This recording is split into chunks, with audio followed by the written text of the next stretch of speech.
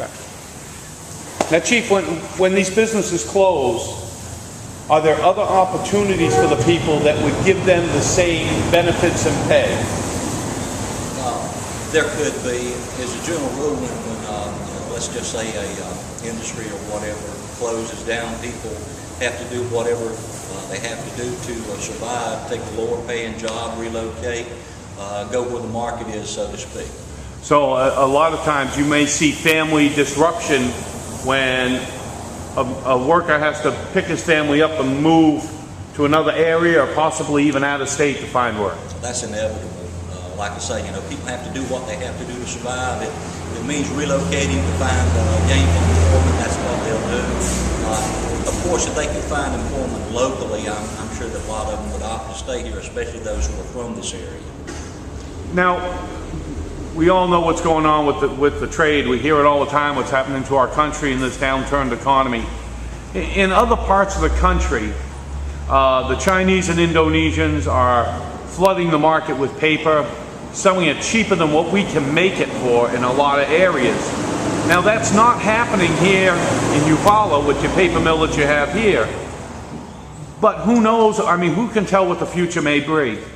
If that was to happen in this area, and let's hope it never does, and something happened to that mill where they had a major layoff, or worst case scenario, the mill closed, those 600 employees, are there other opportunities, that type of money, that type of benefits in the area?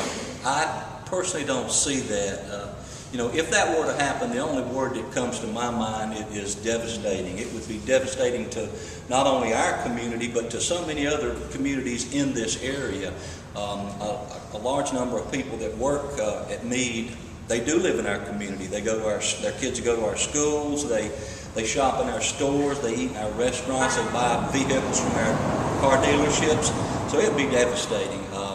I don't really know the extent of the impact, but it would be tremendous if that were to happen. And let's hope that never happens. But what would that do if that plant closed? What would it do, do you think, to the budgets of the towns if all of a sudden that piece of the tax base was gone? Well, it's pretty easy to see what the ramifications of that would be if people aren't spending money. That in most of I'll say all the services that are delivered by the city of Eufaula is through tax dollars.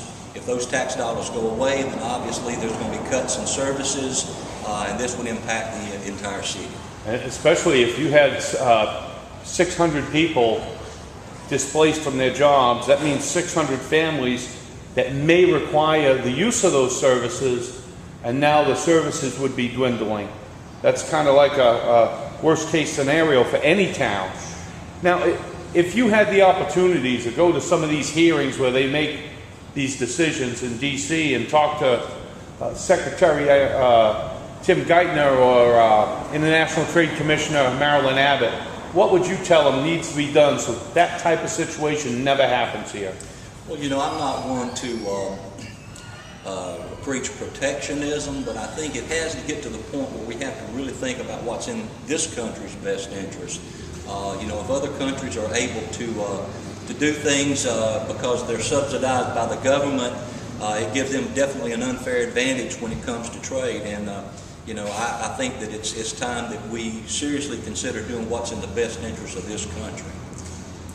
Well, Chief, I really want to thank you for this opportunity to talk to you, and I want to thank you for taking time out of your day to speak with us and let us know how you feel about these issues. Well, it was a pleasure. I would like to do anything that I can to help this cause because I do care about this country, and I just want to see it be successful again. And the only way is to have a good, strong manufacturing base. The industries in this country are vital, and we need to do what we can to protect them. Well, thank you very much. I appreciate it. You're welcome.